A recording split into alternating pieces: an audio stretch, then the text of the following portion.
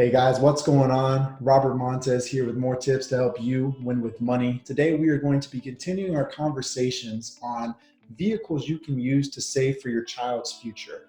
If you saw my last video, we talked about 529 college savings accounts and some of the pros and cons of running that route.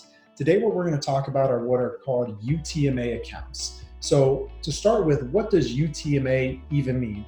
Well, UTMA stands for Uniform Transfers to Minors Act. So what it is just a set of rules that govern how you can gift money to minors. Now, what's really exciting about a UTMA over other types of investment vehicles that exist is that there's very little as far as limitations on what you can put into it. Meaning that you can use stocks, bonds, mutual funds, exchange trade funds, real estate, art. There's all types of different assets that you can put into this account. Now, when you put this money into the account, what happens is you're going to have your custodian and you're going to have the minor or the beneficiary of the account. The custodian is going to maintain control over this account until the minor reaches the appropriate age, depending on their state.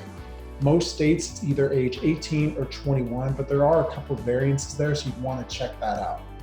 Now, the benefit of this is that while the minor is growing up, the custodian has complete discretion on how to invest this money. So they have a fiduciary responsibility to do the best they can and to make sure that they are responsible with the child's money. Now, an important word to consider when you're looking at this is the word gift, because all the money going into these accounts is what's called an irrevocable gift, meaning that once the money or the asset goes into it, you can't pull it out and change your mind if the kid is no longer who you want to give the money to.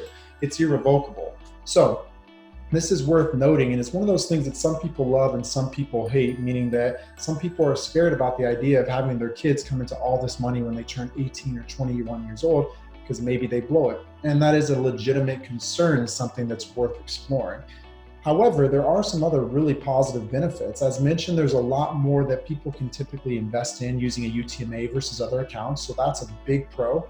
And there's also some tax benefits of doing it, meaning and just in the way that the earnings are taxed. So how that works is that the first $1,050 per year that a child has in earnings is completely tax-free. So you don't pay any taxes on that, which is pretty nice.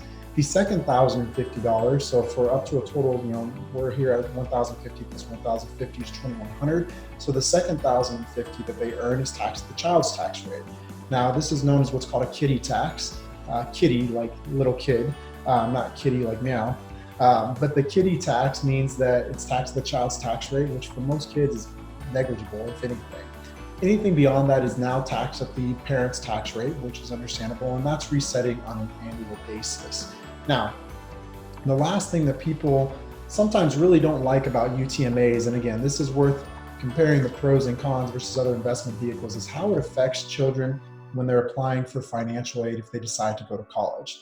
So the benefit with the UTMA is that you can use it for anything for the child's benefit. So for example, if the kid wants to use it as a down payment when they get to be an adult, if the kid wants to go on a European trip in high school and they need money for that, anything that is for the benefit of the child, you can use that money for. So it's very, very flexible. Now, what you can't do is you can't say, oh, I'm going to pay the mortgage or I'm going to buy groceries this week, and that's for the benefit of the child because they get to eat and live here. You can't do that as a parent or custodian. Anything that you are required to do normally, like pay for the mortgage, you can't use the money for that.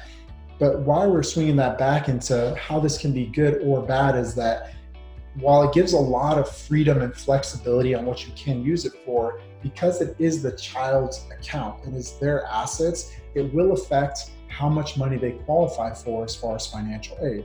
Meaning someone who has assets in a UTMA account might not be able or eligible to apply for as much financial aid as a child who doesn't. Again, some people see that as as a con, because they're like, oh, well, what if they want to get financial aid and don't qualify? Well, the reason they don't qualify is because they have money in an account that they can use to pay for college. Just something to consider there.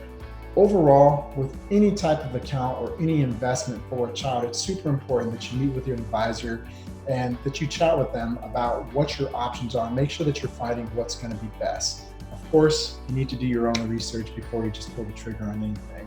But with that, appreciate you guys watching. If you have any questions, feel free to reach out to me directly or leave a comment below. Thank you again so much for watching and hope you're having a fantastic day. Take care.